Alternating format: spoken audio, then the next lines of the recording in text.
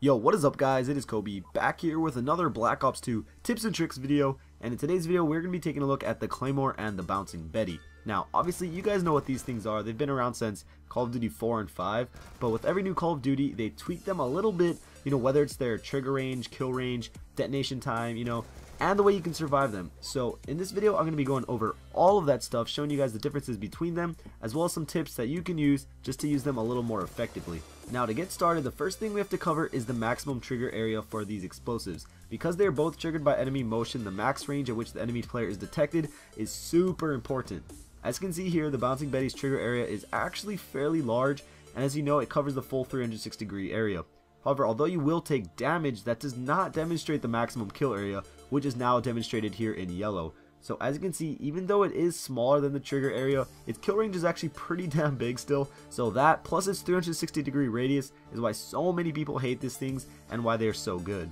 But now let's take a look at the Claymore. So the Claymore is much more dependent on its actual placement and direction than the Bouncing Betty, and as I'm sure you guys know by now, it only has a trigger and a blast radius of about 40 degrees, which makes its effective area much smaller. Not only its total area, but both its trigger and its kill range is slightly shorter as well. So if you only looked at this, you would think the Betty is just far better than the Claymore, but there's a couple more things to look at to really decide its effectiveness. First, it's detonation time. The time between being triggered and actually detonating is incredibly important, and more times than not, that's what determines whether or not you get the kill. Now, the C4 detonates roughly 0.15 seconds after being triggered, whereas the Bouncing Betty takes around 0.21 seconds. Now, that may not seem like much of a difference, only 0.06 seconds, but trust me, it makes the world of difference. And I'm sure you guys noticed it as well while you were playing. It's almost impossible to react fast enough to avoid being killed by a Claymore.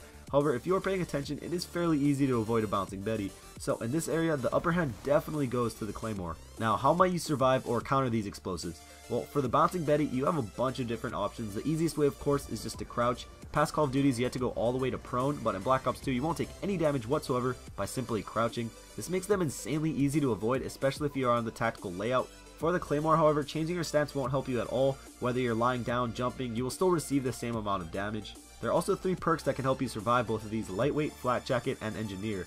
With Lightweight, if you're rocking an SMG, a shotgun, a pistol, or just your combat knife, you can sprint directly over the Betty and survive, although you do have to begin sprinting just right at the perfect time. For those who have seen my Flak Jacket video, you guys will know you can literally be sitting on top of either of these explosives and survive the blast if you have the Flak Jacket equipped. And lastly, besides just detecting them, Engineer delays the detonation by like 6 times for both the Betty and the Claymore as well, so you shouldn't have any problem there. So finally, let's take a look at how to effectively use each one of these. For the Betty, it is pretty simple because of its 360-degree radius. It's hard to go wrong, but my one suggestion is to always place it as low as possible.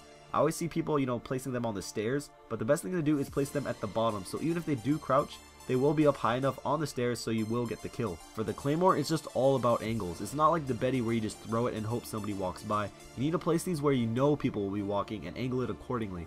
You don't want your opponent to see the Claymore before it's too late for them to do anything about it, so point the lasers in the direction that they are going to be walking, not where they have walked. But after seeing and hearing all this, and from actually using them in the game, which do you prefer, the Betty or the Claymore? For me, it's all situational. The kill rate percentage is definitely a lot higher with the Claymore though, just because the crouching to dodge a Betty is just way too easy, and at this point in the game, it's just second nature to hit that crouch button when you hear that click.